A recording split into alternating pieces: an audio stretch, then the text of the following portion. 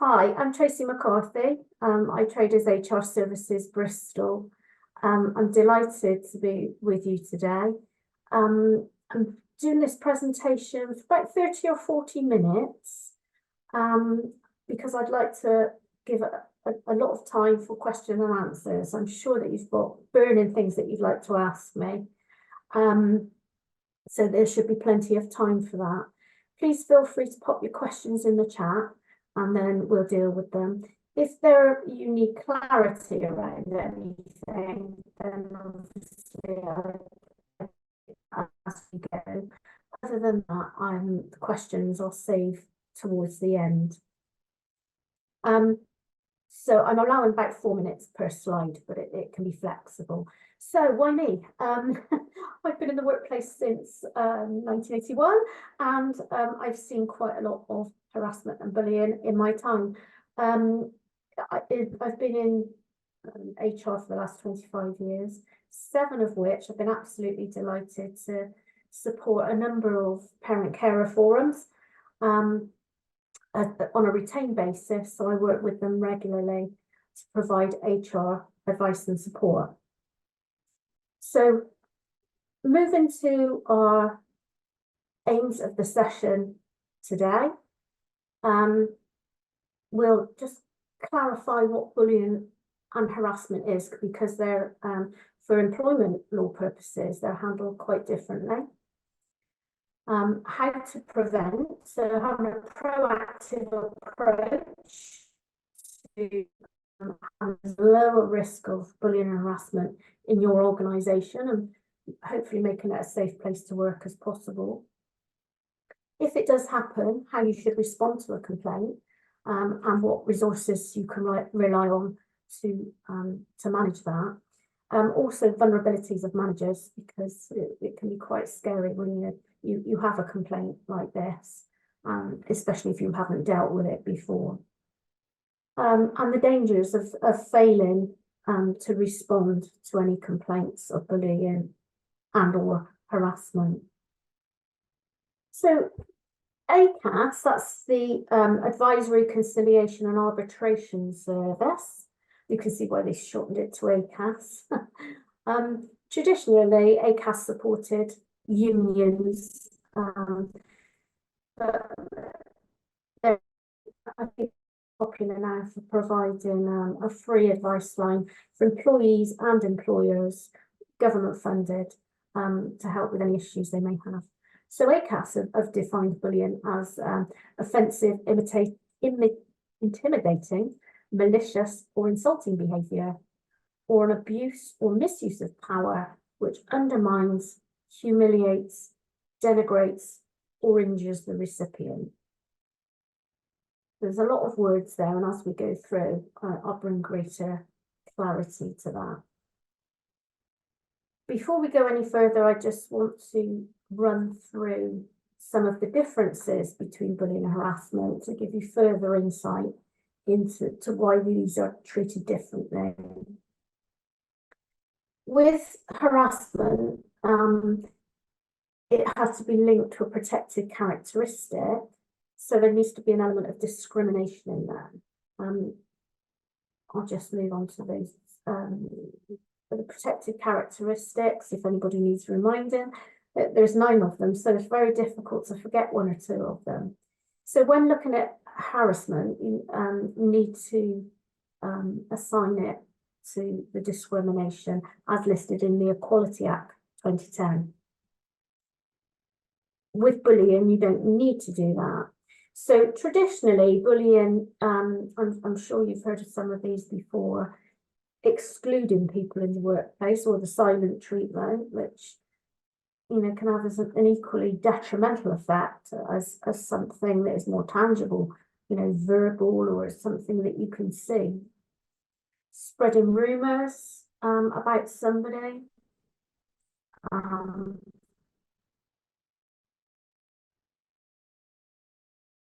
failing to acknowledge their achievements, so that's a form of exclusion again.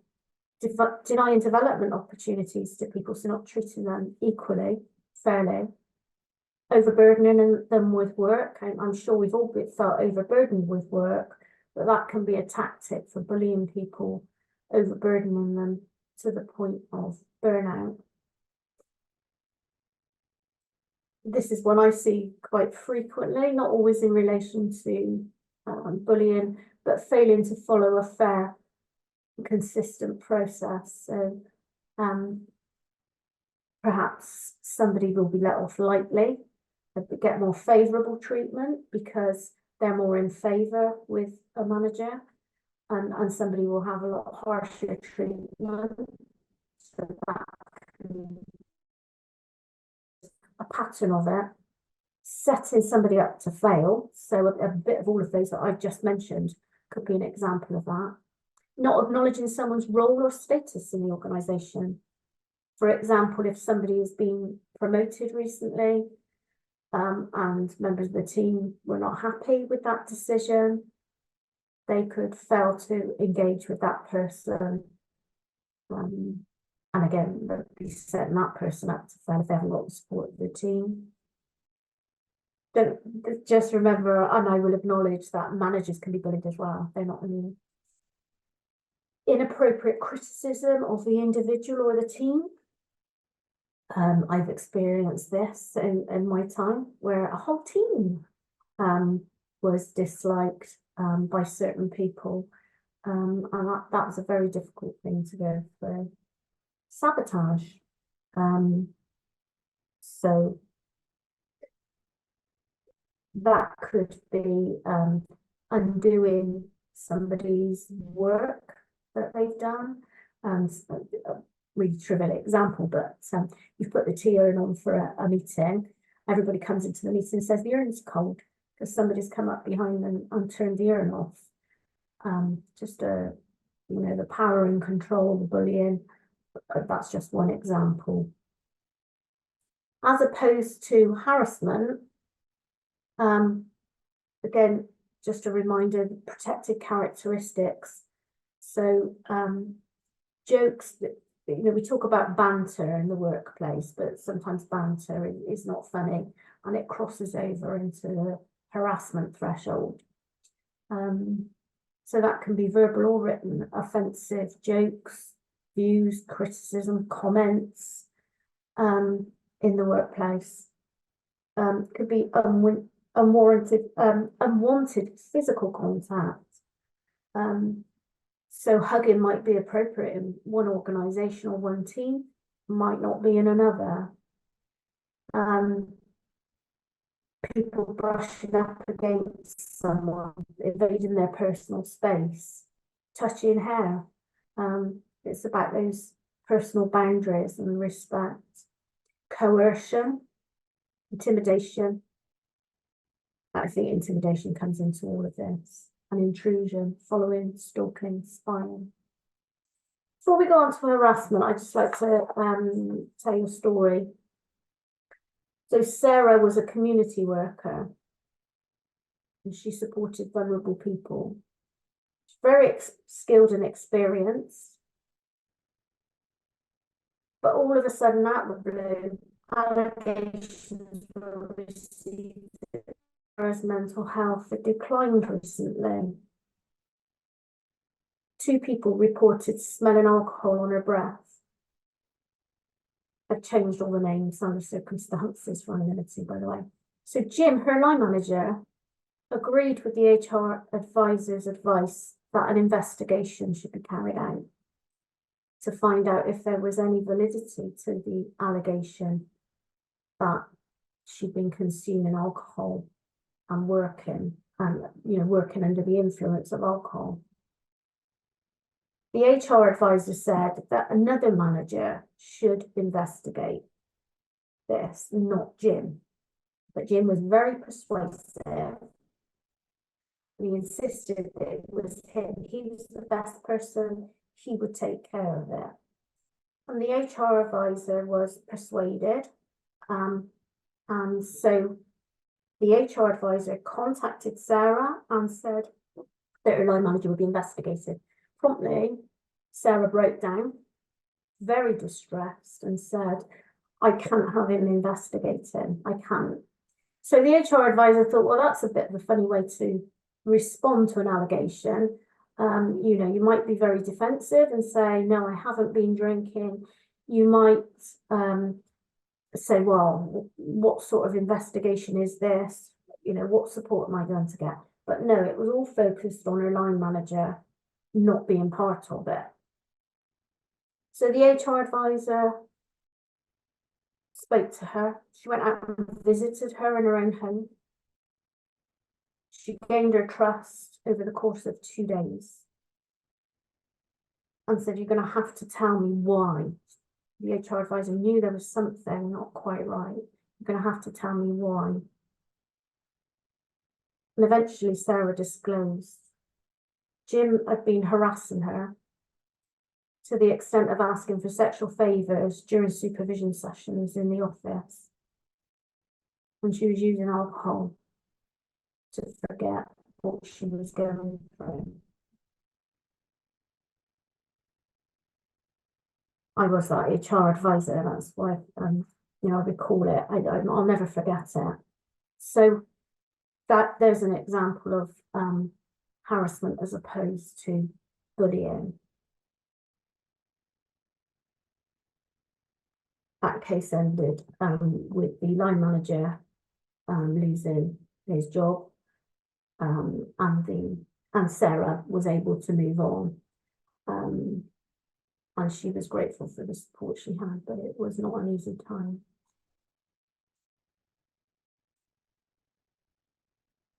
So, just to confirm, as I've been saying, harassment comes under the Equality Act, where that act makes 3 types of harassment unlawful. So it has to be related to a protected characteristic.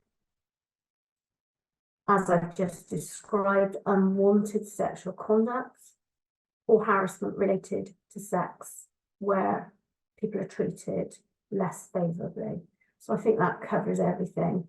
You know, if it just said a protected characteristic, it would be enough really, but they've also added in the harassment and the differences between the sex and less favourable treatment. The protected characteristics again. We've got plenty of time for questions and answers later. Now, I just want to cover perception, because this is crucial when dealing with cases of bullying or harassment. It's not enough for the investigation to provide an outcome that is on the balance of probabilities. Did this happen? Gathering the evidence. You always have to give consideration to the perception of the complainant. And during the investigation, you need to conclude if the conduct has had the effect that's been expressed by that complainant. The reason is tribunals, employment tribunals, are required to take this into account. So if the matter did end in legal action, then you can demonstrate that you've considered the perception. It's also useful to consider the impact on the individual as well, because that can demonstrate why it's believed the conduct is inappropriate because of the impact it's had on the individual or the people that it's affected.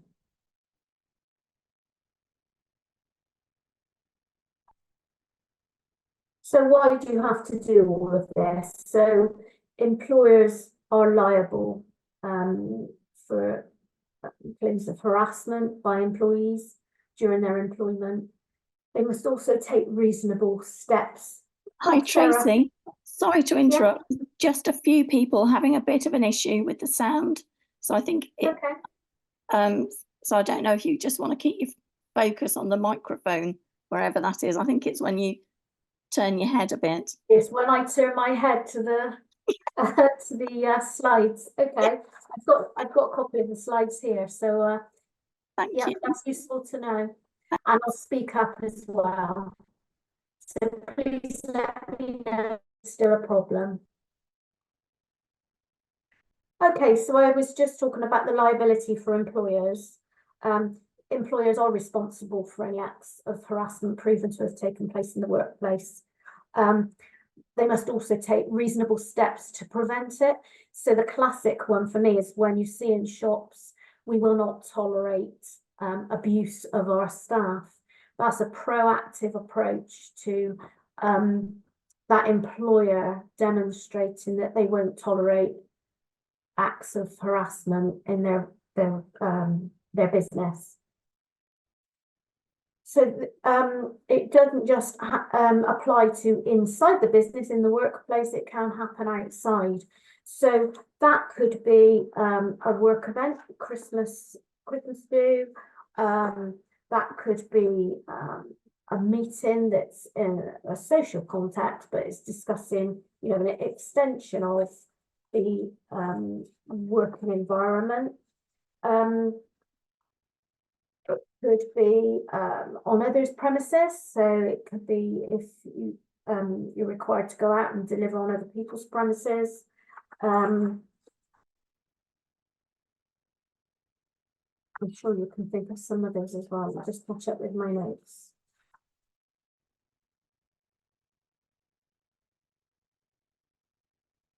Yeah. So it also includes third parties. It's not just your employees that work in your business. It can be people that you also interact with. So contractors, suppliers, freelancers, if there's allegations about them being perpetrators of bullying or harassment, then you have a duty to investigate that. You can't just say, well, that's nothing to do with us. You do have a responsibility. I'm giving you a lot of information today, I am aware, and it's a lot to take in. So I think Helen's just going to pop some further reading in the chat for you to have a look at after this session. So the Equality and Human Rights Commission have got an employment code of practice, and chapter 7 covers bullying and harassment. It's quite a weighty document, so you know, if you just want to focus on chapter 7. And the other one is the ACAS guide for bullying and harassment at work, and that's quite a comprehensive dashboard that you can access information about how to, more information about bullying and harassment, but also what to do if you do receive an allegation or complaint. And just finishing off with liability, why it's important to get it right is because tribunals can include uplifts in the awards that they make against an employer for injury to feelings. I don't know if you've heard of this, but if an employer or an ex-employee demonstrates that they've suffered mental distress, emotional distress, as a result of the complaint that they've brought, their experience in total, then a financial award can be made for injury to feelings. Okay, so what can we do about this? I think you need to get across and strive for your workplace to be a safe place to work. So it should permeate through all communications. So I always say it's good to communicate that even before somebody is recruited. So you could include something in the job description. You can link it to safeguarding, because somebody who's being bullied and harassed is not going to be able to give the best standards in terms of safeguarding. there's a safeguarding issue there, for the employee. So there could be something about your commitment in your job descriptions. The employment contract, you should have references to the grievance and disciplinary policies. You don't necessarily need to put in anything about bullying and harassment, but you do have to have about discipline and grievance policies in there. Code of conduct, I recommend for all organisations that provide direct services to children and adults at risk, families, that a code of conduct is a really good way to communicate the standards that you expect of workers in your organisation. Safeguarding policy, I would hope that everybody's got that. And a bullying and harassment policy. If you haven't got one, I'd encourage you to think about implementing one. And all of these resources I'm happy to help with. I offer 30 minutes free HR advice to anybody who wants to phone and just get some initial advice. No obligation. Okay, there may be some other forms of proactive management that you want to pop in the chat, or you want to raise a question about this. As I said, please feel free. So that's some proactive ways that you can reduce the risk of these complaints in your organisation.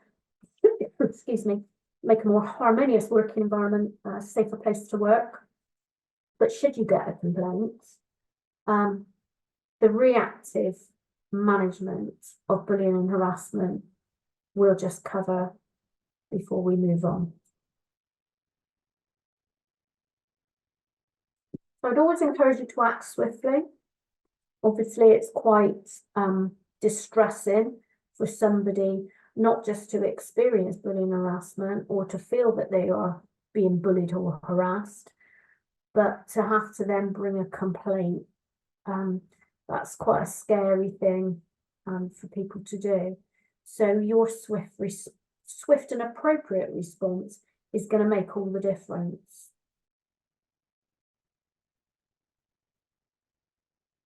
What you should consider people to deal with complaints like this. So it may be that you're a small organisation and it has to be the line manager, but it may be that you've got more capacity in-house and it may be an operations manager, for example, or it may be the chief executive is nominated to deal with all complaints such as this. You must always investigate, as with any allegations. There has to be an element of investigation before you decide what action is appropriate. You must have the evidence, and especially, if you are going to proceed to a disciplinary case with somebody who's a subject of allegations, you'll have to present that evidence to them. Think about what support you will offer to the process. This is going to be a really scary time. Do you need to separate the complainant and the alleged perpetrator? I use the word alleged very carefully because you shouldn't make assumptions. If you can deal with it informally, great. If it's a minor issue, but I'm talking more about the more serious formal forms of bullying and harassment in this presentation. As I said, it's a good idea to have bullying and harassment policies so that you can refer to them and you've got a framework for taking that complaint forward.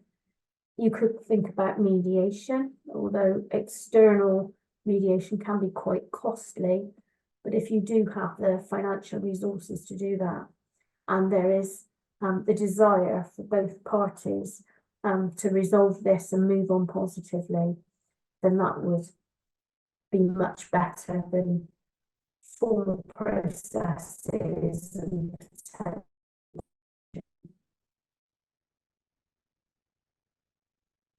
So some organisations have failed to deal adequately with complaints, and that's very often because they haven't got the knowledge, they haven't got the capacity in their teams, which is understandable. That's why I'm offering free advice and support to organisations if they find themselves in this predicament. But it also, if it's not managed well, then that can have a huge impact on morale and the relationships in the organisation, not just for the people involved, but for the wider team who may feel insecure, disheartened that it wasn't managed properly, feeling sorry for people, their colleagues. There can be an element of loss of respect for managers or supervisors. It can affect performance. As I said earlier, somebody's not going to be performing as well as they could if they're feeling intimidated in the workplace. It could result in absenteeism, work-related illnesses, or even presenteeism, where they still want to come to work, but they feel really rotten. It could be that people decide to leave and there's a high staff turnover. It could damage your reputation if the word gets out, or if your reputation is it's not a great place to work. Worst case scenario, it could result in an employment tribunal case, where an employee or ex-employee can bring a case before a tribunal for their unfair treatment. They don't need to have 2 years service to do this. Normally, to bring a case before a tribunal, you do need to have had 2 years service with the same organisation. But because there's if there's a discrimination element to it, then that's the exception to that rule.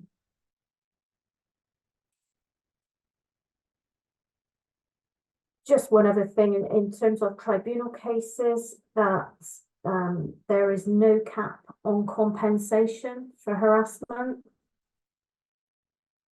So even if the employer knew that harassment was happening and they acted, in the worst case scenario, it's an uncapped award. So you can see the value of the knowledge, having the knowledge and advice at the very early stages of the process.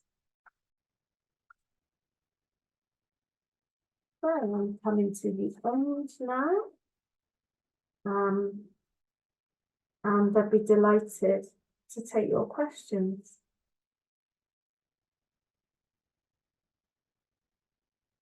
And that's how you can contact me. Hi, Tracey. There's no questions in the chat, but if anybody wants to ask a question, then I've got a question. What is the statute of limitation on claims for harassment and bullying? So you should be bringing. So this is about. I assume this is about the employment tribunal claim, rather than bring a complaint to your employer. So ideally, you should be bringing the complaint direct to your employer through the grievance process, and that should be. There's no strict timescales for that, but just don't delay on it. Just put some resources into it and get it done as quickly as possible. Unlike the public sector, that can take months, if not years, to resolve issues like this, which is horrendous. And then from the employee or ex-employee has 3 months less 1 day to bring a claim at the employment tribunal. So it's a difficult one because sometimes employers will delay in their process. So an employee is often advised to start the process before the grievance process is finished. So they have to contact ACAS first before they can go to a tribunal, because they have to go through what they call an early conciliation process to try and resolve the matter before it goes forward to a tribunal. But all that has to be completed 3 months less 1 day.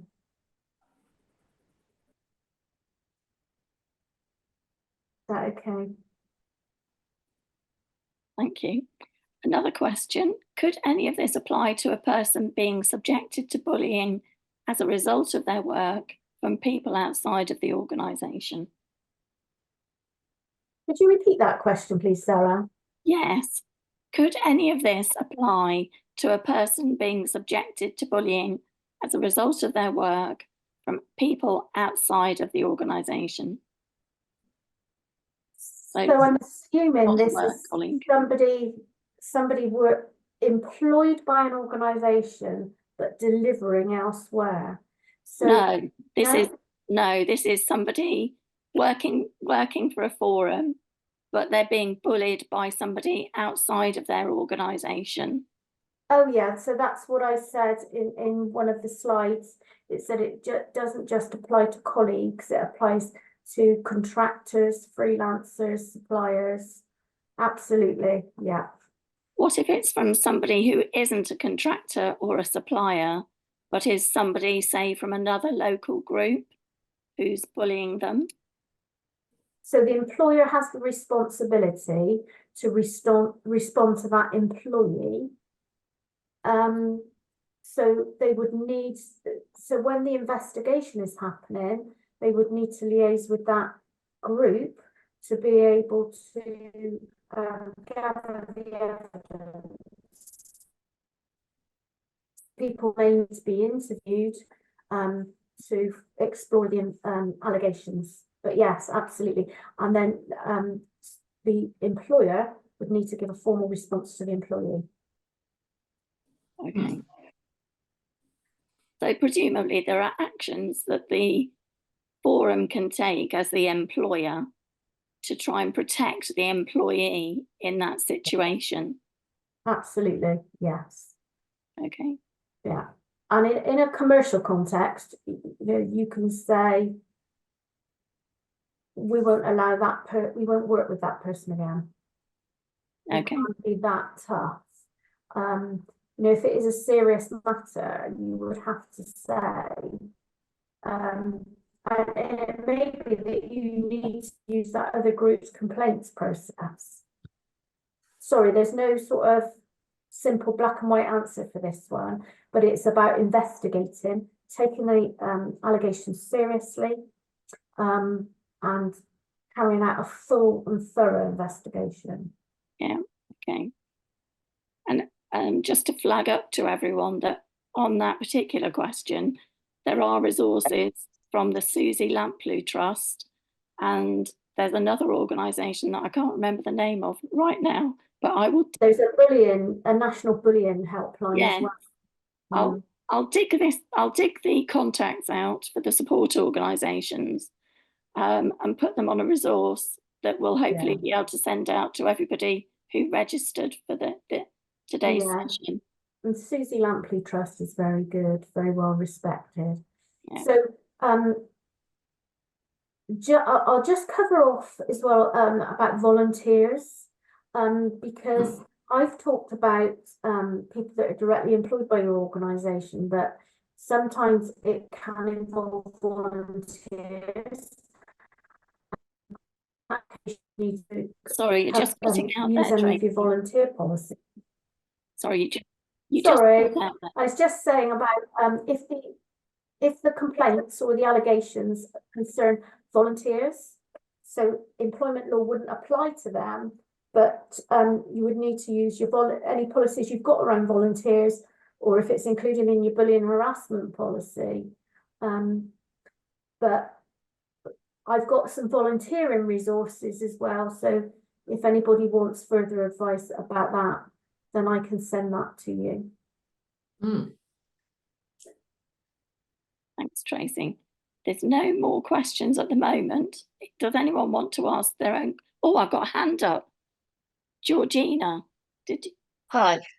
Yes, it was me who asked the question in the chat box. And just to clarify, I'm sure we're not unique amongst the PCFs who've been subjected to, well, you know, bullying, I guess, from other parent carers. You know, so effectively they're not part of our organisation, that they are the individuals that, you know, we're here to represent. But sometimes their behaviour becomes very difficult for our groups to deal with. And so it was really trying to clarify whether that, you know, should be covered in our policies, and therefore, you know, protect our volunteers and our employees within the organisation. Absolutely. So I think you've got every right to communicate that to the parent carers about acceptable conduct, and that you will take action if you won't tolerate any abuse of your staff. So I'm casting my mind back quite a few years now. I was chair of governors in a Bristol school, and we had a particularly difficult behaviour from a parent, not a difficult parent, difficult behaviour, and we tried to deal with it informally. We tried to reinforce the standards that we expect, the mutual respect, trust and confidence. Sadly, that failed, and we got to the stage where we had to get legal advice, and we banned that parent from the school premises.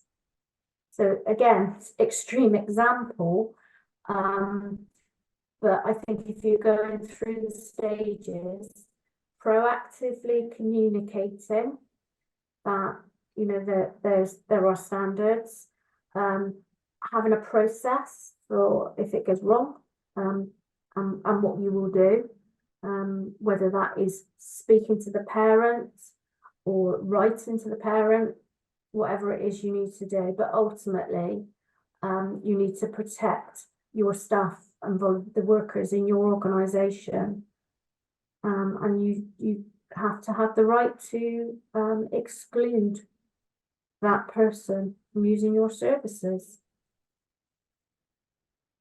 And just to add to what Tracey said, when we were involved with Susie Lamplugh Trust a year or so ago, their guidance was very much around, you know, have clear rules for members, and publish them on your website, on your social media.